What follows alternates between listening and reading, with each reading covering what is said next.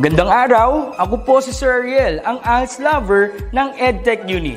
Narito po ako para sa isang napakagandang balita at upang magpaalala na ang kinabukasan ay mas gaganda at uunlad kung ang lahat ay patuloy na mag-aaral.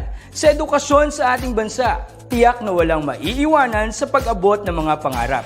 Kaya naman ang Department of Education ICTS Educational Technology Unit at Alternative Learning System Task Force ay nagtutulungan sa pagkakaroon ng ALS Tech Empowerment Program upang maihatid ang excellent quality education sa ating mga ALS learner and teachers. To easily deliver the lessons from the modules and other references, we will provide tablet PC as part of the DepEd computerization program to all ALS teachers and orientation on the use of these packages. To deepen the pedagogical use of information and communications and technology in delivering instructions, there are training workshops on the use and curation of open educational resources or OER, Google and Microsoft productivity tools, creation of video lessons using PowerPoint presentations and KineMaster, and on ebook or e-magazine development. To create an avenue for remedial lessons that is open to all learners, teachers, and parents, we will have the ETUlay free online tutorial and mobile ETUlay, where we will visit remote schools to feature the best practices of our ALS teachers and learners. Sa mga out-of-school youth and adult, laging tatandaan na may pag-asa upang makapagpatuloy sa pag-aaral. May ALS para sa inyo. Ang edukasyon ay para sa lahat. Para sa bata, para sa bayan, para sa guro. Sulong Edukalidad.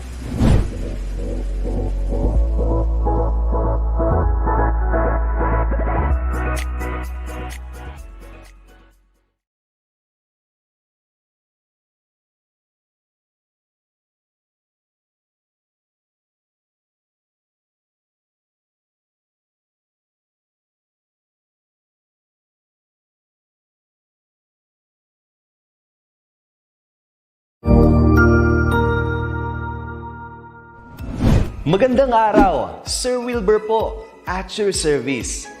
Narito ang ETUlay upang gabayan ka sa inyong pag-aaral upang lubos na maunawaan ang iba't ibang paksa o subject. Ang ETUlay ay isang free online tutorial class na pinangungunahan ng ICTS Educational Technology Unit sa pamumuno ni Undersecretary Elaine Del B. Pascua. Ang programang ito ay hindi lamang para sa mga bata, kundi ito rin ay magsisilbing gabay sa mga magulang at mga guro kung paano nila ituturo o gagabayan sa bawat asignatura ang kanilang mga anak o mga estudyante. Sa kasalukuyan, ang self-learning module mula sa rehiyon ng Calabarzon at kilala sa tawag na pivot ang ginagamit sa ating ETUlay online class. Kaya ano pang hinihintay ninyo? Ihanda na ang inyong mga ballpen o lapis, papel o kwaderno at samahan kaming itulay ang pagkatuto para sa bawat batang Pilipino. Sama-sama tayong magtutulungan para malampasan ang mga hamon sa panahong ito. Halina't matuto kasama ang inyong online tutor sa oras na ito.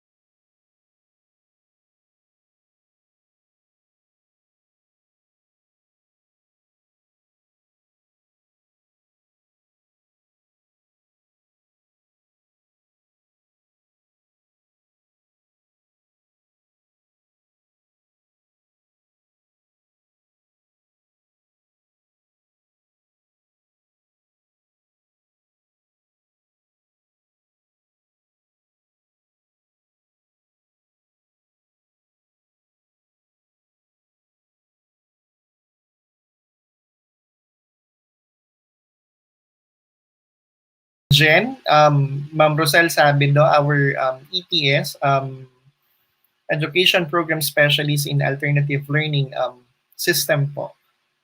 And to all my colleagues, my workmates in Las Piñas Science National High School as well as Las Piñas City National Senior High School, Talondos Campus po. Good afternoon po. So I would also like to take credit po, to give credit rather to Slides Go and Slides Carnival for my wonderful PowerPoint template presentation po. As well as the ICT for ALS and DepEd Learning Commons, which have been the basis of the content of my lesson this afternoon po. So magandang hapon po sa inyong lahat po. Ulitin ko po, ako po si Tutor Gilbert, ang inyong makakasama po for this afternoon sa Alternative Learning Strand number 5 po, Understanding Self and Society po. So for this afternoon po, we are going to discuss po. Yan. So we are going to discuss our topic for this afternoon is all about resolving conflicts. So understanding the nature of conflicts and ways on how to resolve conflicts po. Kung paano po tayo nagre-resolve ng conflicts. Good afternoon po, Ma'am Marjorie Abellanaris, ang ating tutor for sa elementary science every Tuesday po. Good afternoon po, Ma'am Jennifer Hilario, Evangelista po.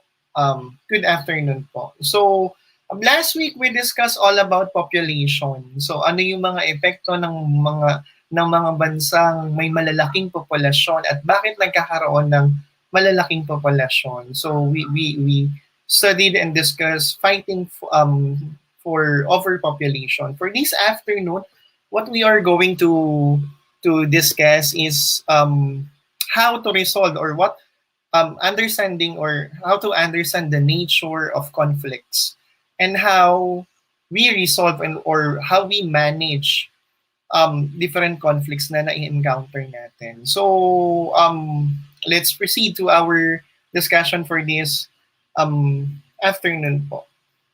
So, ano po ba yung mga lesson objectives natin for this afternoon? What ano yung mga tutunguhin natin when we speak about understanding the nature of conflicts and finding ways on how to resolve conflicts. First, of course, our lesson objective number 1 will be to understand the nature and essence of conflicts in our everyday existence. So, definitely, lahat naman po tayo ay nakakaranas ng conflict. So, simula nung bata tayo hanggang sa kasalukuyan, we encountered a lot of conflicts with other people. So, sometimes nga yung conflict is within ourselves.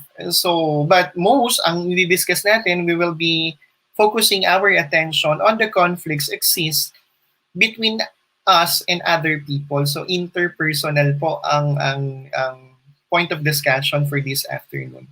The second will be identify the different ways on how to resolve conflicts or identifying the different ways of resolving conflicts. So at the end of the lesson, anong meron?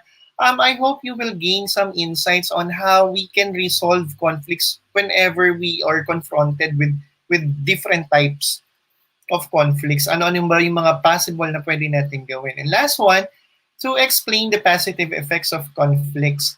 So, and importance of conflict resolution. So, yung lesson objective number 2 nga, kumbaga, put emphasis on how to resolve conflicts, yung conflict resolution. So, ano yung mga paraan kung paano natin masosolve yung yung mga conflicts na nararanasan natin ngayon. And, maging iba, magkaroon ng bagong pagtingin sa sa epekto ng conflicts. Kasi pag sinasabi natin conflicts is stressful, it could bring a strain when we do speak of conflicts. But this lesson, yung lesson objective number 3, I'm going to explain to you some of the positive effects of conflicts. So, ito po. Good afternoon po, Inay Karina Abelia. Thank you po for watching. So, how do we define conflict? When we do speak of conflict, ano bang ibig sabihin ng conflict? Or have you encountered conflict? Naranasan nyo na ba? na magkaroon ng conflict? Or nagkaroon ba kayo ng conflict sa ibang tao? So, ano bang ibig sabihin nung conflict? So, when we do speak about conflict, okay, so when we do speak about conflict, it is defined as a serious disagreement or clash between individuals. So, sabi ko nga, there are different types of conflict. It could be conflict within ourselves, yung kumbaga, nagbabanggaan yung bagay na nangyayari sa atin at yung bagay na iniisip natin. So sometimes there are mismatch, there are clash doon sa mga thoughts na meron tayo.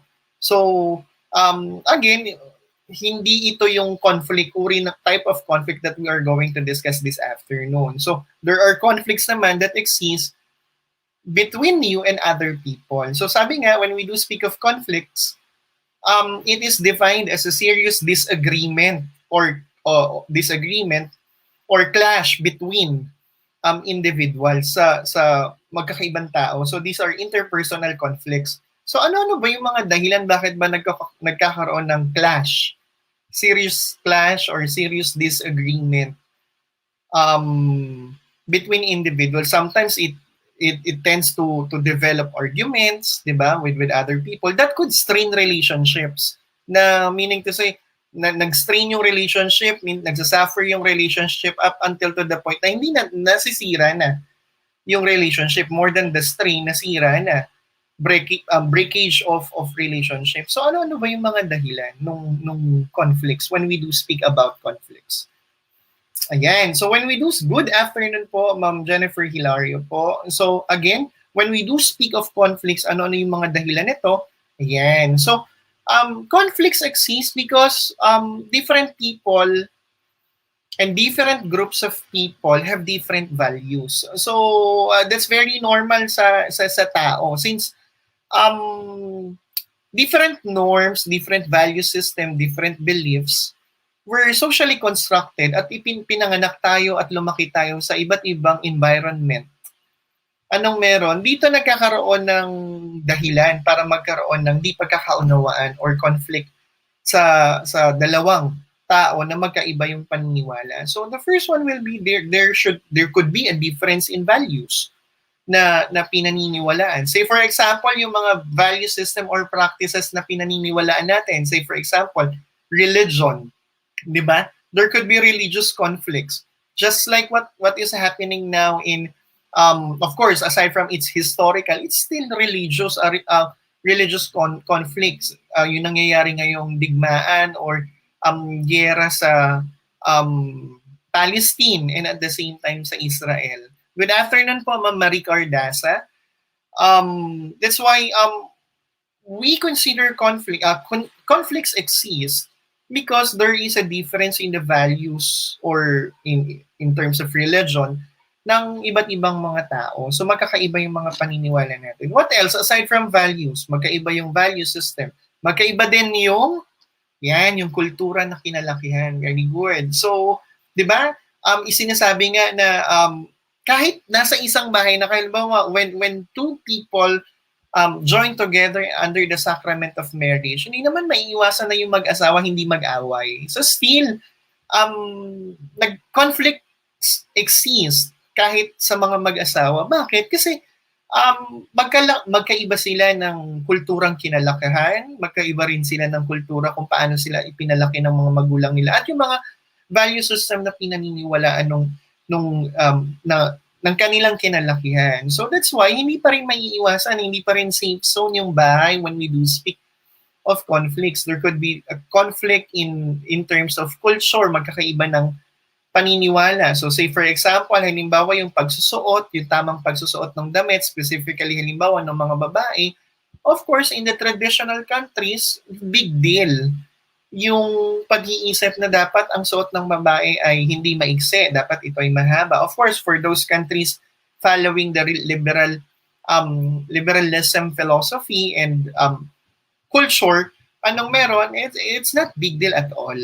So malaya ang bawat individual na suotin kung ano man yung gusto niya at nais niya. So there could be a reason na this could be a reason na magkakaiba ng kultura na kinalakihan. So again, since ang mga kultura nga, ang value system, and even religion are socially constructed. So, depende kung paano ito kinreate ng mga tao depending on their needs. Pangatlo, of course, ideas. Magkakaiba ng idea. So, hindi ba halimbawa sa mga students, anong meron sa mga students? Sometimes, if they were tasked to create groupings and even activity, yung mga group activities, so they are only accomplishing one goal.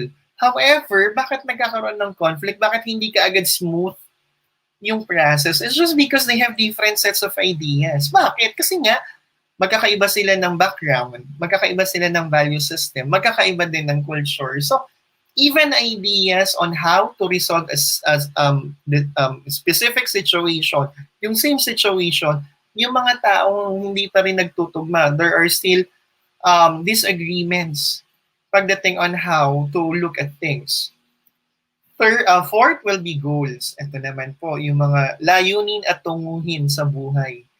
So, magkakaiba din. So, definitely, ang pinakamalaking big word dyan is, of course, yung difference between the characteristics of people. And last one will be this one, yung ideology. So, could be political ideology. So, makikita natin yan sa mga social media, sa mga social networking sites, specifically Facebook, makikita nyo yung mga nagka-clash na mga or nagbabangga ang mga political ideologies. Diba? May dilaw, may pula, may ano pa ba? May pink ba? So, pero parang ngayon, parang dilawan at pulahan, parang gano'n. So, there could be a clash up to the point na anong meron, it could strain relationship, diba? Yung mga political stands natin. So, but again, I'm hoping that at the end, we all have political ideologies in mind. Magkakaiba tayo ng pananaw pagdating sa politika. But at the end of the line, anong meron? Sana, we still need to be what? A pro-country. Mahal natin yung bansa natin instead of loving the politician itself. Instead of venerating yung isang politiko. So more than that, sana mahal natin yung bansa natin. We need to be a pro-country instead of a pro-politician. Of course, kakibat na doon yung iba't ibang mga responsibilidad. Good afternoon po, Ma'am Mary Jen Opaila. Okay po. So, ito yung mga dahilan bakit nagkakaroon ng clash, bakit nagkakaroon ng disagreements between individuals. Magkakaiba ng value system, magkakaiba ng goals, magkakaiba ng ideas, magkakaiba ng kultura, magkakaiba ng ideolohiya or ideologies kung paano, kung ano yung pinaniniwalaan. So, let's proceed. So, when we do speak about conflicts, where do conflicts exist? Saan ka ba pwedeng makakita ng conflict? At ano-ano yung mga halimbawa ng mga conflict na makikita mo doon sa mga lugar na ito? So una, when we do speak of conflict, of course, makakita tayo ng conflict saan? Sa tahanan, sa family, sa loob ng bahay, sa loob ng pamilya natin may mga conflict. So, ano ba yung madalas na pinag-aawayan sa loob ng bahay? Ano ba yung madalas na nagiging dahilan ng conflict sa loob ng bahay? So bakit, see for example, yung magkapatid nag-aaway, could be bakit nag-aaway yung mag-asawa or yung nanay at yung anak. Ano ba madalas pinag-aawayan when we do speak of conflict? Bakit nagkakaroon ng clash or disagreements between individuals? Ayan, so when we do speak of family, yung conflicts exist or family conflicts, yung conflicts exist in the family, kadalasan yan, financial problem, di ba? Sometimes, anong meron? Of course, our parents who wanted to budget as much as possible, they wanted to stretch yung budget ng family. However, sometimes or most of the times, anong meron? Yung anak hindi niya naiintindihan yun, di ba? Dahil wala pa siya dun sa sitwasyon na yon. Hindi niya naiintindihan, parang ang iniisip niya pa lang yung gusto niya ganito, gusto niya ganito. So, eventually, of course, there will be a clash, a disagreement dun sa mga tao sa loob ng bahay. Of course, the family, ang perspective niya, ang paniniwala niya ng mga parents, they need to stretch out the budget. So, na dapat maintindihan ng mga anak. So, ganun din sa mga magkakapatid, there will be disagreements. So, aside from family, saan pa kaya? When we do speak of saan pa nakakakita ng mga conflicts? Meron pa ba?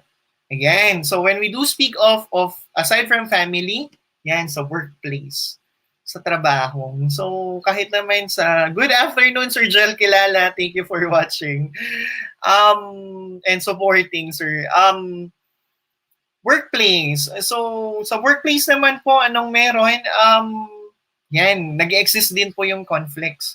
So, conflicts exist even in the workplace. So, ano kayo yung kadalasang pinag-aawayan? Sa trabaho.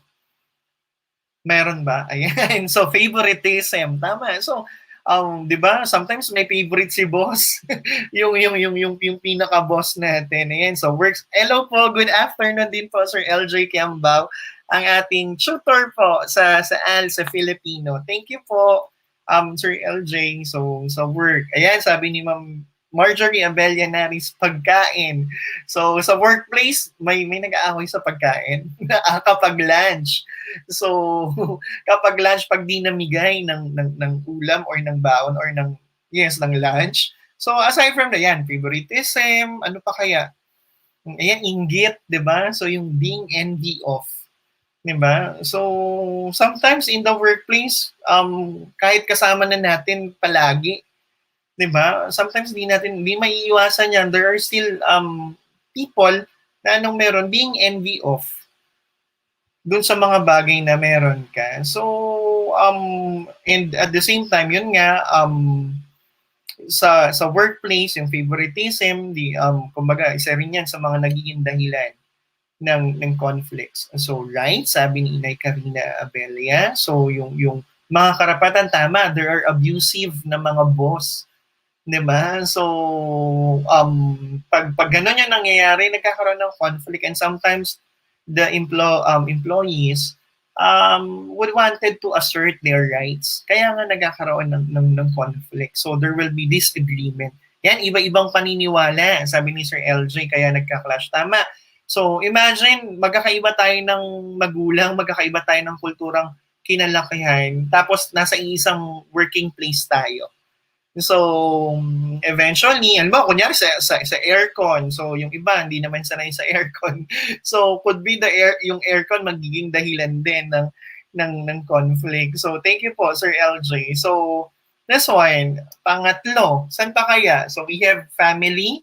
So, makakita tayo ng conflicts doon. Family conflicts, workplace conflicts. What else? Yan, community. So, labas naman tayo ng bahay and workplace. So, ang pangatlo po, community. Ano kayang kadalasang nagiging dahilan ng pag-aaway-away ng kapitbahay? Sabi ni Sir LJ, kapag di na-approve ang budget. So, kung may project ka nga naman na gustong isulong sa school, so medyo kakainit nga naman ng ulo yon. So, but kidding aside, so how about in conflicts sa community po? Ano yan? Sabi, thank you, Sir LJ. Sobrang active din, Sir LJ. Yan, chismis, no? So, yung gossiping. So, when we do speak of the community conflict, yan, yung mga chismis, sabi ni Nick Abelia, inggit. Diba? So, tama. So, minsan pag nakikita mo yung kapitbahay mo, hitik sa bunga. Diba? Sabi nga, kapag ang puno hitik sa bunga, pinupukol. Diba? So, hello po, Sir Ariel. Good afternoon po. Aso ng kapitbahay. Tama po. Medyo nagiging cause ng conflict, lalo na kung may online classes ka po. Kung may ETUlay ka, hindi, joke lang po. So, medyo okay sa gabi. Yan, tama. Ayun po, chismosa. So, imagine, diba? So, may mga taong, ang dami nilang time. Ang dami nilang time para pag-usapan yung buhay ng ibang tao. So, and yet, anong meron, baka nakalimutan nilang tumingin sa salamin na hindi nila nakita yung kanilang sariling, kumbaga, kasiraan. So, isa rin ito, yung chismis at yung inggit. Ilan yan sa mga, kumbaga, madalas na dahilan ng pag-usbong ng conflicts. Next. sa bansa, sa country. Grabe, meron dito sa picture na to, may era resign. So makikita natin based on the picture, it tends to have a political ideology. So when we do speak of sa bansa, bakit naman nagkakaroon on the national level, 'di ba? Yung national conflict na tinatawag. We have community conflict, we have national conflict. On the national conflict, of course, if and only if anong meron, there will be injustices na nararanasan yung mga constituents, yung mga kababayan natin. Yan sabi ni Sir LJ, yan yung anti and pro, tama po. So makikita natin yan sa iba't ibang social networking sites, yung clash ng mga anti and pro administration. So actually, our constitution guaranteed to have an anti and even the pro in order for us to maintain the checks and balances of the government. However, sabi ko nga, medyo nag-go beyond na, kumbaga nagiging it crossed the line ng supportive, nagiging panatiko na tayo. So sana iwasan natin yon, and we still need to love our country instead of our politicians. So corruption, sabi ni Sir LJ, sabi ni Ma'am Marge, poor leadership pero binawi, charot. So, actually, yun nga, when we do speak of this one, yung mga injustices na nararanasan, kapag nakakaranas ng injustices, yung mga kababayan natin, of course, there will be conflict between the people who gave their consent and who gave their right for those people in possession, na dapat, ano nga yung sinasabi ng concept of the government ni John Locke, ano yung gampanin at tungkulin ng mga nandoon sa posisyon na iniluklok ng sambayanan, maglingkod para sa bayan. So, hindi maglingkod lang para sa kanilang sarili.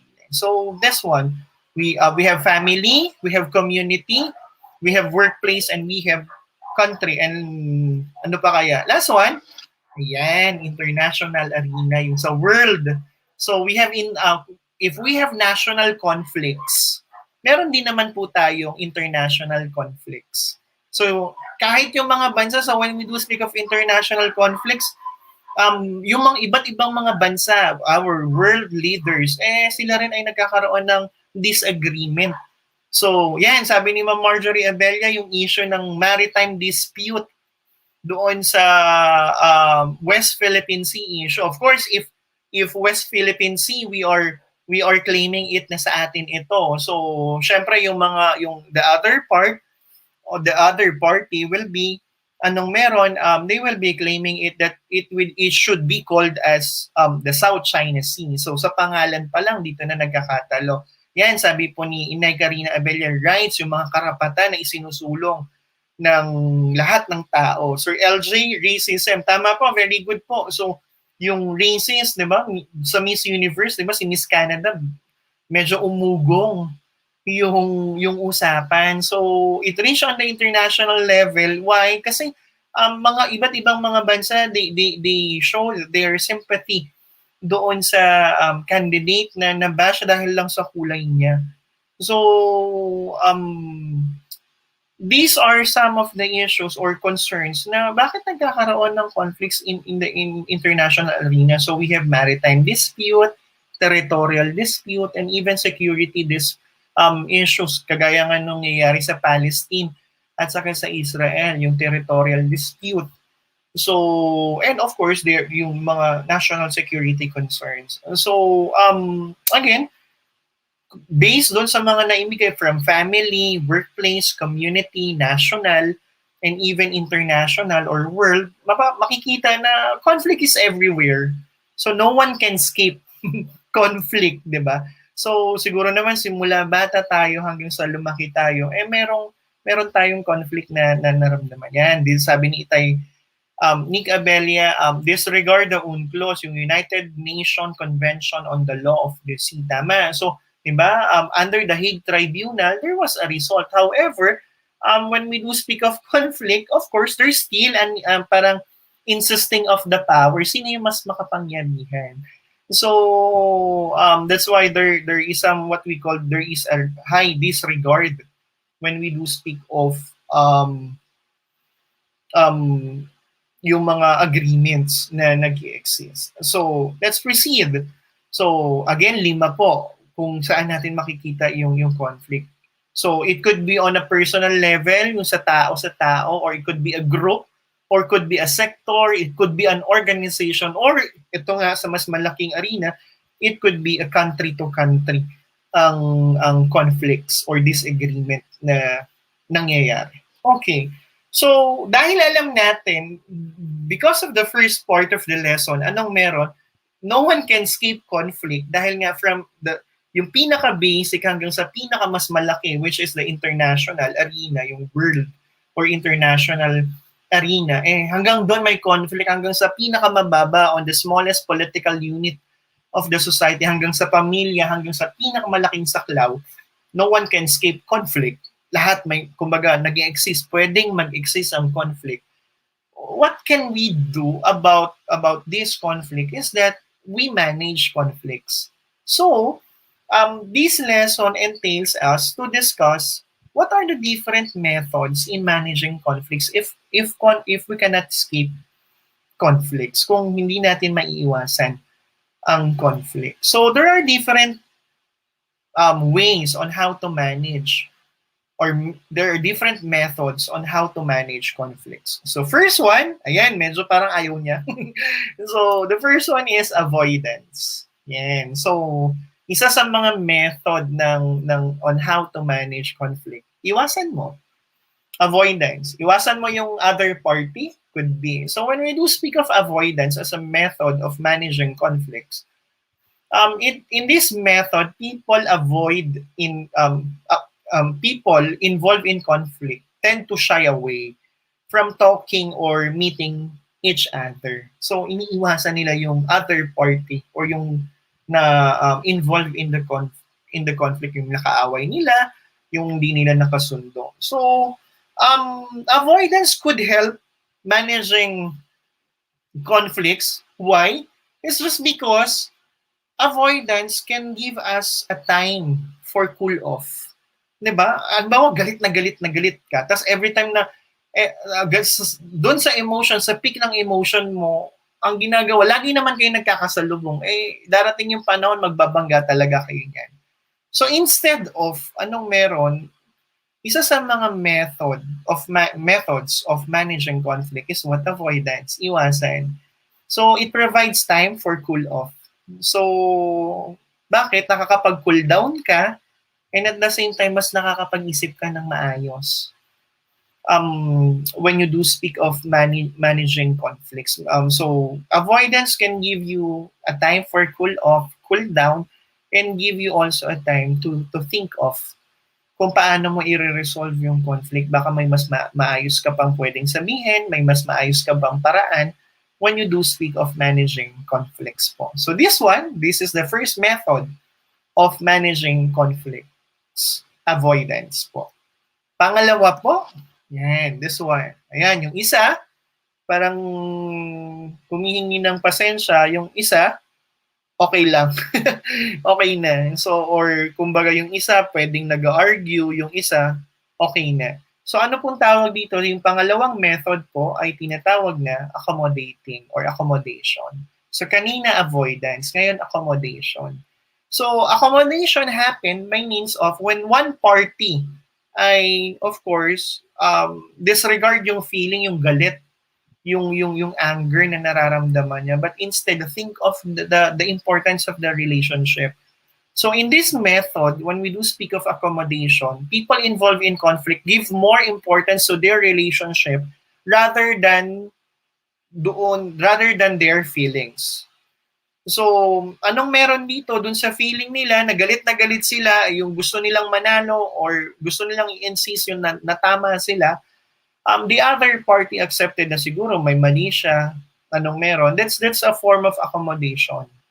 So in this way, this is a method of managing conflict. In this way, di na nagpo-progress yung conflict.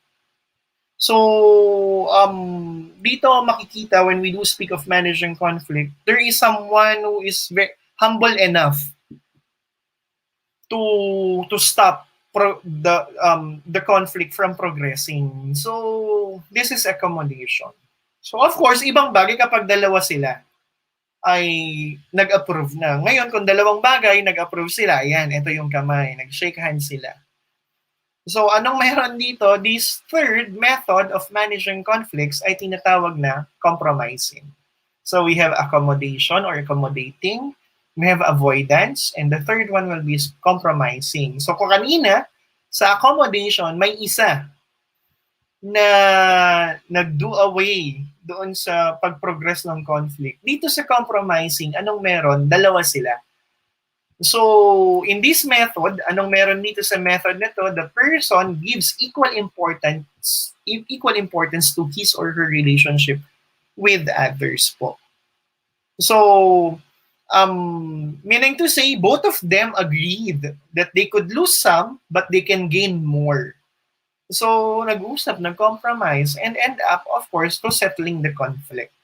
So, we have avoidance, we have accommodation, and we have compromising as methods of managing conflicts. Ano naman po yung pang-apat? Ito medyo pabaliktad na. So, this could bring a win-win solution. So, parang ang ibang tawag nga dito is meeting at the middle. They meet halfway point kung saan magkakasundo sila. Parang economics ito. 'Di ba? They meet at the equilibrium point. So yung si buyer, ang gusto niya makatawad, ma-maximize yung pera niya. Si seller gusto niyang kumita. So they meet at a certain point. So nag-compromise sila when you do speak of this one. Pang-apat po is what? Compete. So when we do speak of compete, kung kanina may isang nagpakumbaba, dito there is someone who will propose a solution. So if of course the one who proposes a solution will be at the advantageous point. So meaning to say, when we do speak of compete as a method of managing conflict, one party realized that he has the advantage over the other party. So in this method, one party proposes a solution and forces the other party to accept it. So if not, kung hindi niya na puwersang i-accept, they will compete. They will, kumbaga, maglalaban sila, magtutuos sila. However, of course, the other party who proposes a solution, a way to end the conflict, has, of course, the advantage.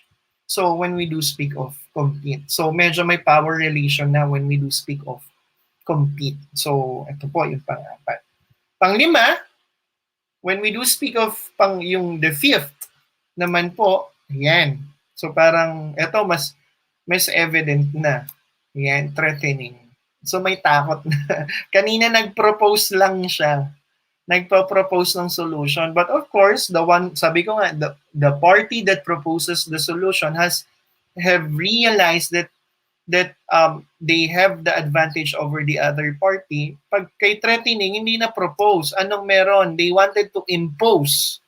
So in this method, one party imposes rather than proposes a solution and forces the other party to accept it. So bakit niya tatanggapin yung ini-impose sa kanya? Definitely, again, kagaya nung binanggit ko kanina, kay compete, anong meron, there is a power relation. And sometimes, yung power, yung relative power ng bawat party ay magkalayo. The other party has, of course, the great advantage over the other, that the other party doesn't have any choice but to accept yung ini-impose na solution. So, of course, halimbawa, in issues in maritime, anong meron? Yan naman yung lagi nilang sinasabi, 'di ba? Anong meron in the maritime dispute na nararanasan ng bansa, parang sinasabi, we don't have choice but to accept it, 'di ba? But ano nga yung proposal ng iba, hindi naman ibig sabihin that we fight for our maritime rights and we enter into a war. So, 'di ba? Sabi nga, wag tayong utak pulbura.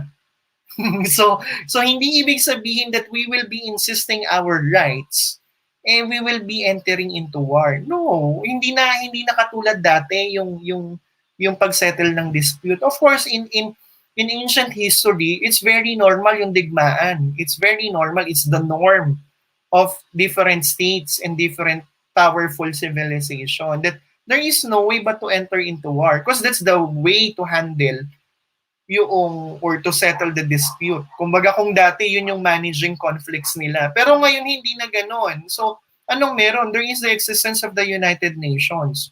Though United Nations doesn't have the police power to implement right away, but it has a parang a norm. Parang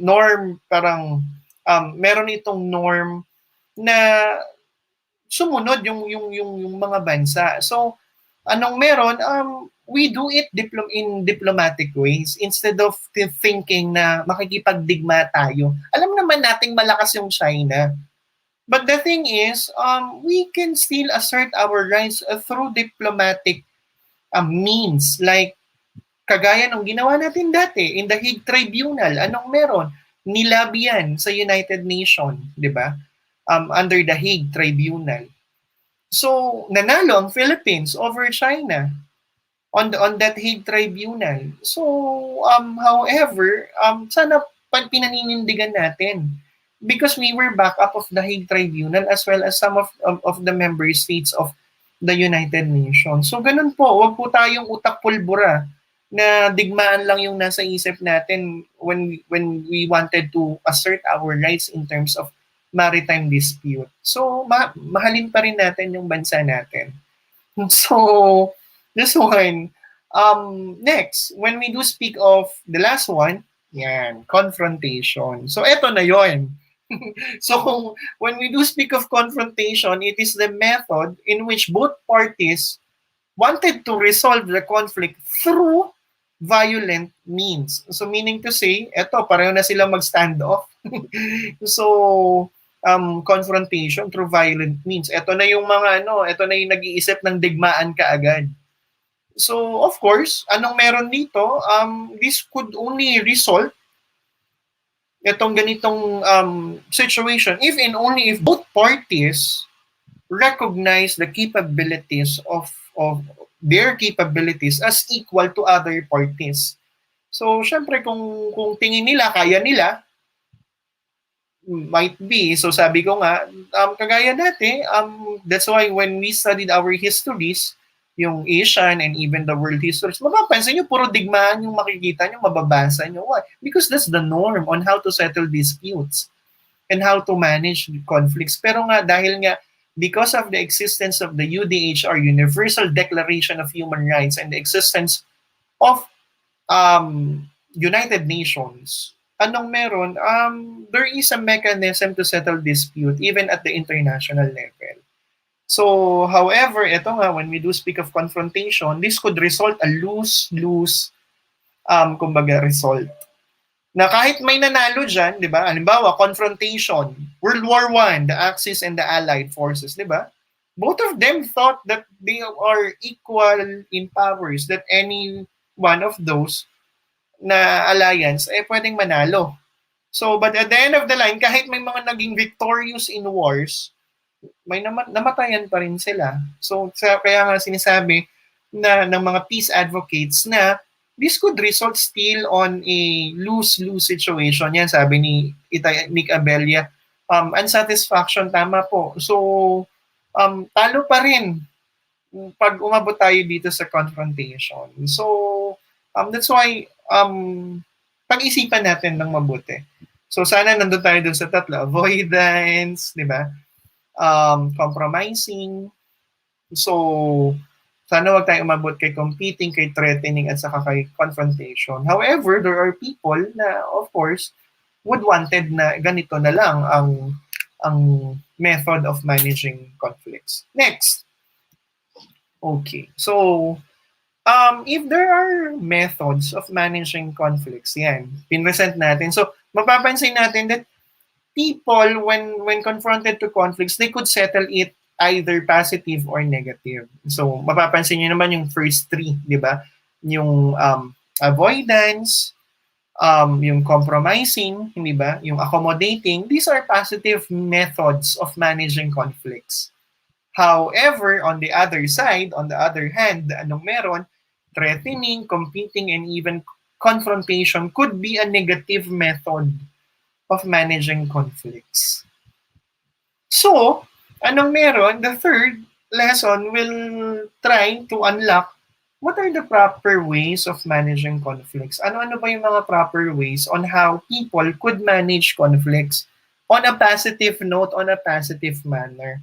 So, kasi nga, as much as possible, iniiwasan nga natin yung conflict. Alam natin, hindi natin yan maiwasan sa buhay natin, pero kahit pa paano, we resolve it in a proper way. So, first one, ano kaya yan? Ano yung sign na yan? When we do speak of this one. Ano one po? Yan. So, when we do speak of this picture, it pertains to, yan, very good, to stop. So, the first way of managing conflicts, yung proper way of managing conflict is what? To stop. Stop what? Ano yung tigilan natin? Yan. To stop the conflict and instead set time and place for a dialogue to resolve conflict. So, mga nag-aaway kayo sa mall, you have your girlfriend or boyfriend or partner, nag-aaway kayo sa mall, anong meron? Hindi naman right at that spot. Tatapusin nyo, i-resolve nyo kagad yung conflict. Anong kailangan nyong gawin? You need to stop. Stop nyo muna yung argument nyo or someone will stop or mas maigi kung dalawa kayo. Then look for set a time. So sabi nga, di ba, when we do speak of avoidance, time to cool off. Kasi kahit anong usap nyo, kahit abutin kayo ng magdamag doon, anong meron, nasa height, nasa peak yung emotions na meron kayo. You cannot resolve anything. So the first proper way is to stop arguing. Set time and could be place for a dialogue to resolve conflict. Pwede mag-meet kayo ulit bukas. Diba? So this is the first when we do speak of proper way of resolving conflict. Set time. So ang keyword na dyan, stop. hindi siya acronym. Pero stop yung conflict. Instead, set time and place for dialogue to resolve conflict. So this one. Pangalawa po, ano naman po yan? So we have stop. Ito pong picture na to, ano po kaya ito? When we do speak of this one. Ayan. So when we do speak of this picture, ito po itong tugon sa look. So we have stop, we have look. Parang alam niyo na yung pangatlo. So look. Ano naman po yung look when we do speak of this one? We need to look your side of conflict and the side of the other party as well. So we need to analyze yung different sides. Or could be the pros and cons. So kung mag-aaway ba kayo, tutuloy nyo ba yung pag-aaway nyo, mas malaki yung pros kaysa sa cons? O mas malaki yung cons kaysa sa pros? Pwede yun. So when we do speak of analyze our side of the conflict and even the side of the other party. So tingin mo ba mas beneficial na mag-aaway kayo? So say for example, nag-aaway kayo sa bahay, husband and wife. Tingin nyo ba mas okay, mas malaki yung i-gain ninyo kung tuloy kayong mag-aaway or mas talo kayo dun? Or ang mas talo yung anak ninyo? Imagine that. So the second will be look. So ano na yung isa? Stop. Look. So this one, we need to look and analyze the side of the conflict and the side of the other party as well. So the side of the other party, anong meron?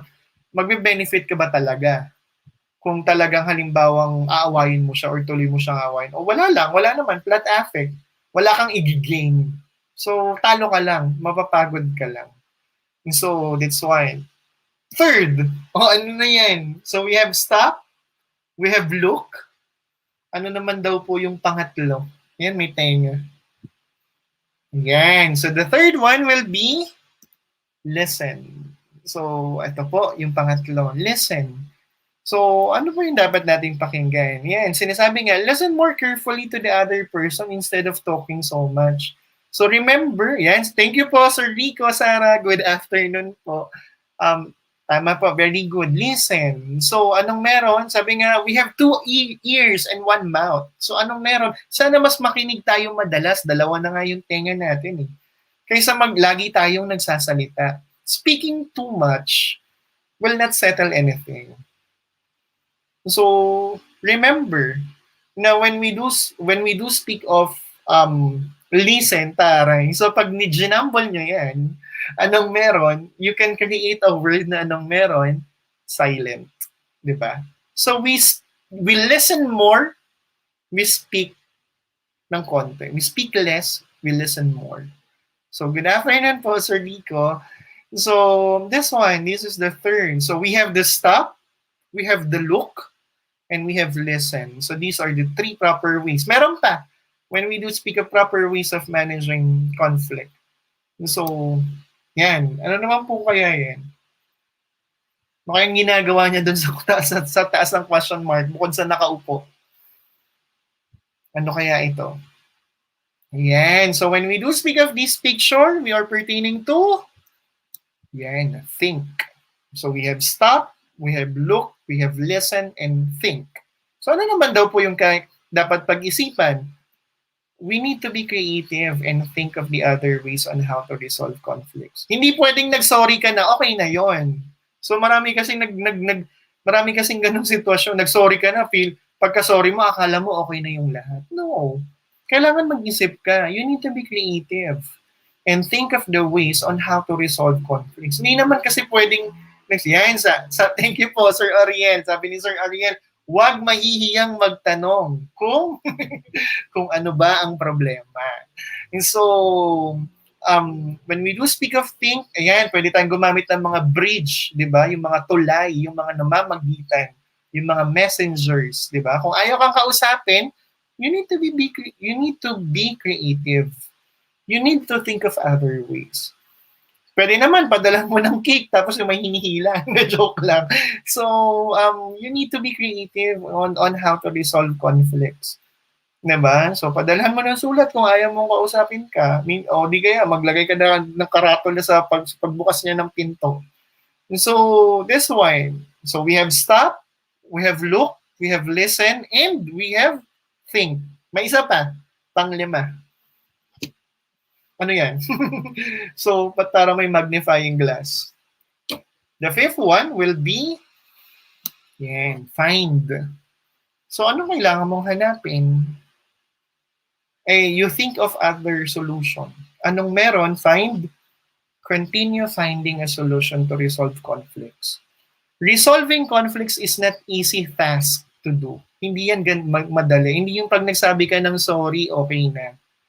Siyempre, of course, this should find time to heal wounds, di ba?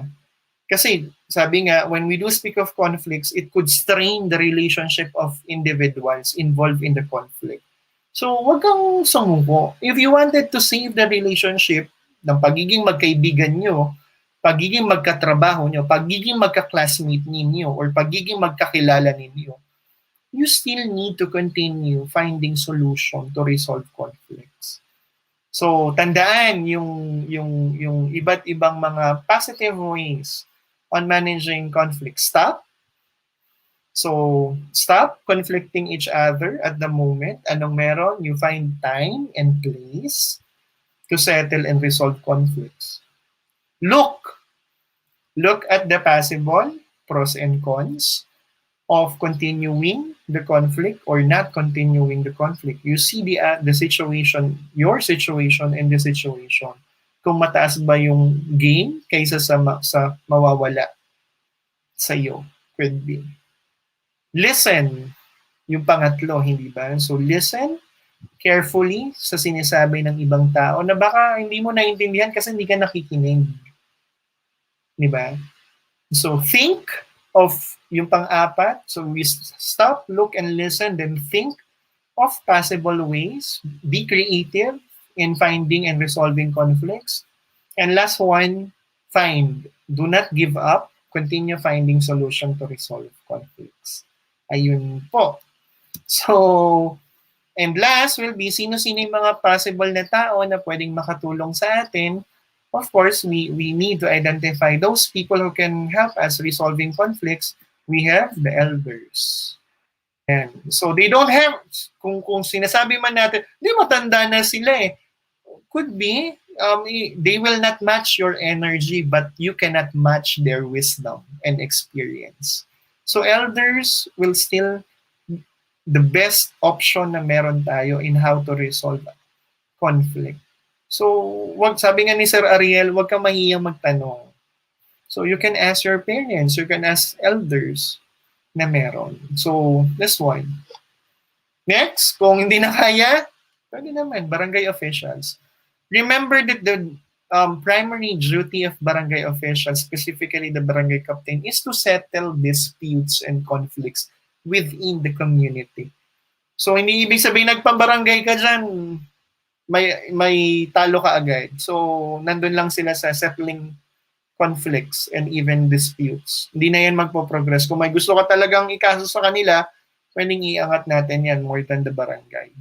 So, kung talagang kumbaga, ragabyado ka doon sa situation na yun. So, but we have the elders, we have the barangay officials, we have the judicial courts when we do speak of this one. So may mga, yung judicial courts natin, kapag may mga complaint at itinaas ito sa hukuman, sila na ang may karapatan at desisyon na maghatol. So of course, upon investigation, upon carefully studying and analyzing all the probable cause, diba? So all the evidences, the material evidences that are presented, kumbaga, that were presented sa judicial courts, then they can create decisions and justifications about it. And last one will be, ayan. So halimbawa, yung mga bansa nag-aaway-away, sabi ko nga, wag tayong utak pulbura. Hindi ibig sabihin may nag-aaway dyan, specifically may maritime dispute, may territorial dispute, digmaan ka agad. Ang confrontation ka agad ang solusyon natin to manage conflict. Anong meron? We can raise it up to international organizations such as ASEAN, such as United Nations, yung isa sa mga highest body, in order to lobby yung mga hinain natin. And of course, to settle it peacefully. So, ito po. So these are the different people or organizations who can help us resolving the conflicts po. Ayun po. So, can we have a quick recap po? Quick recap lang po before I end.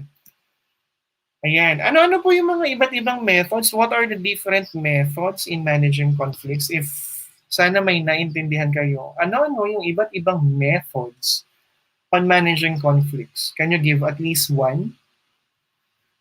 Ayan. So, when we do speak of different methods of managing conflicts, yung una po ay, very good, avoidance.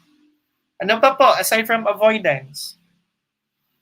Ayan, very good. Accommodation. Di ba po?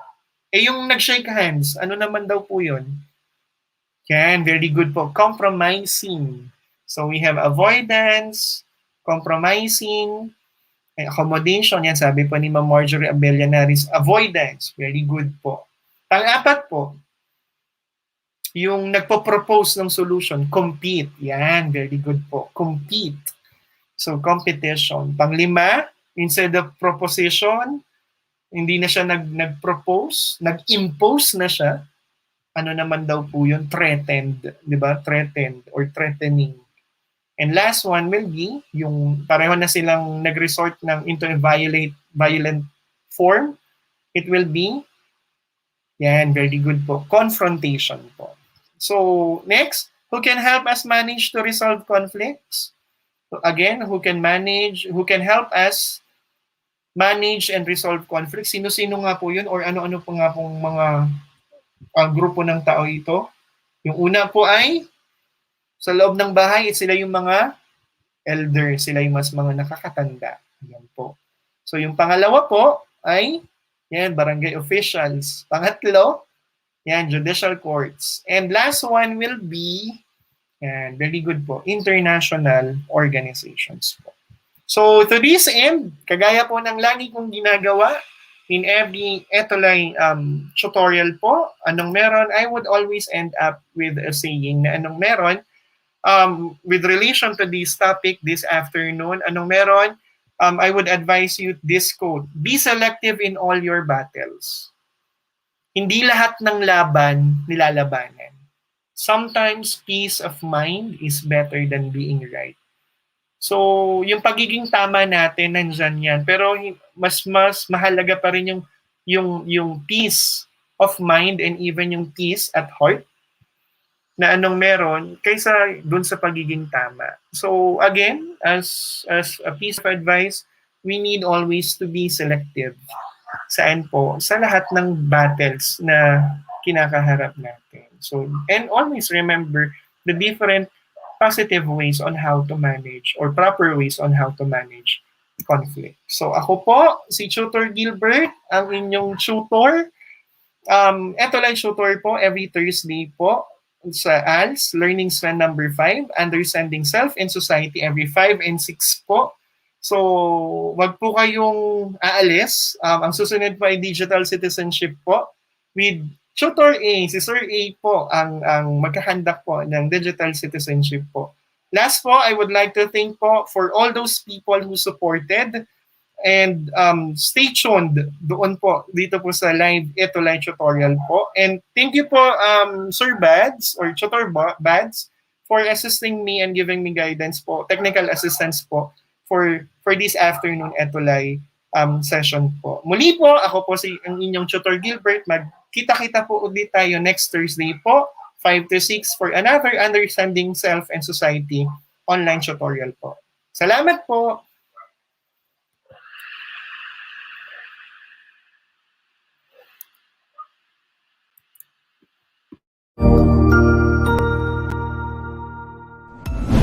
Sigurado ako na marami ka na namang natutuhan sa ating ETUlay tutorial session ngayong araw. Tandaan, ito ay hindi lamang para sa ating mga mag-aaral, kundi pati rin sa ating mga minamahal na guro at mga magulang na kaagapay natin para maituloy ang pagkatuto sa kabila ng nararanasang pandemya.